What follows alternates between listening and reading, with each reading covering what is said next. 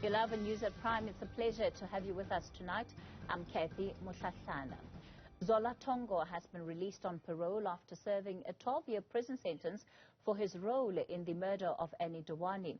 The shuttle driver pleaded guilty to kidnapping, robbery, murder and the obstruction of justice. Tongo at the time claimed that Anni's husband, Shrien, offered to pay him to organize the hit on his wife while on honeymoon in Cape Town in 2010. For more on the story, we're joined by Anni's uncle, Ashok Hindocha, who is live for us from Sweden tonight. Ashok, good evening to you. Thank you so much for your time. Firstly, today, of course, is the first day that Mr. Tongo would be out on parole. How are you as a family feeling? I think it's a shame to the South African justice system. It can't be this cheap to take somebody's life, even if he didn't pull the trigger. He's equally guilty. He got a discounted rate for speaking up the truth, but he did not. He should not be out. This really shows. This really gives a message that it's okay to crime in South Africa, but you don't have to sit the time. Of course, the family would have known that this was coming, because in the last couple of months you've been involved in victim-offender dialogues that are facilitated by the Correctional Services Department. So, of course, there would have been a time where the family was called by officials and told to come and participate in those dialogues. Yes. But still, in this case, it's a little different because he got a discount of 7 years for speaking up the truth.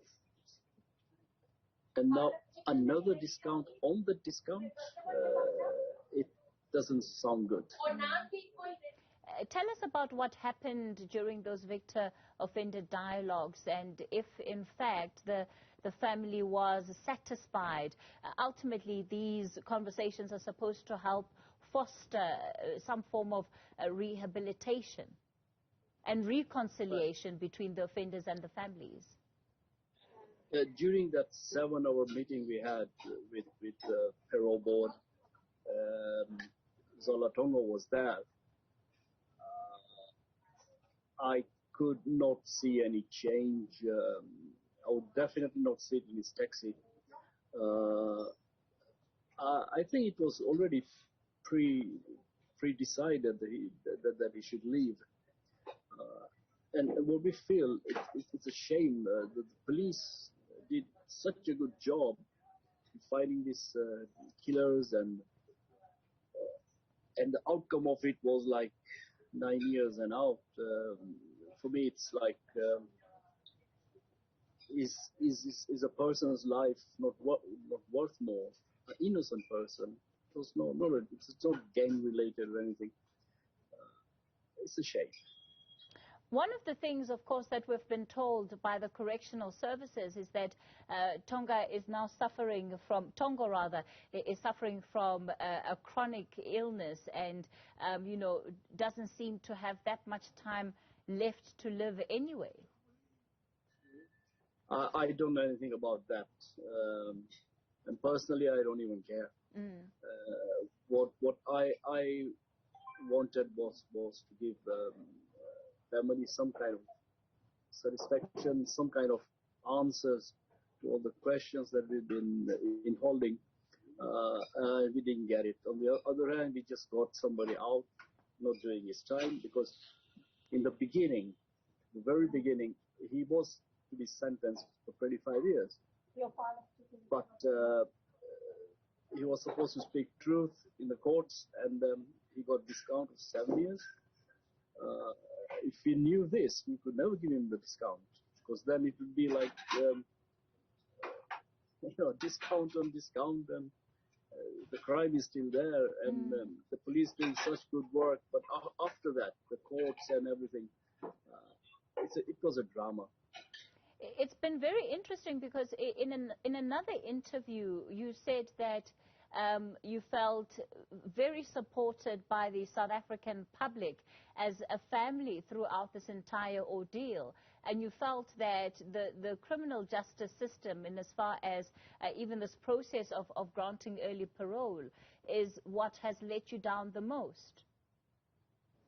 I think South African people are really nice.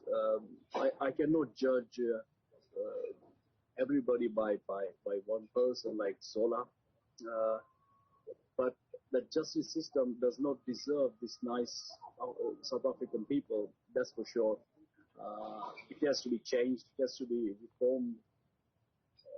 The crime rate must go down in South Africa. But this decision actually sends the opposite message.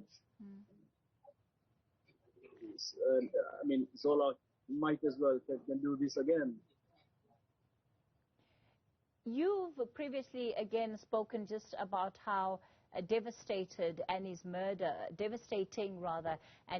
was for the family. What kind of relationship do you have with this country now, given the fact that this is also where her life was taken? We don't have a relationship at all.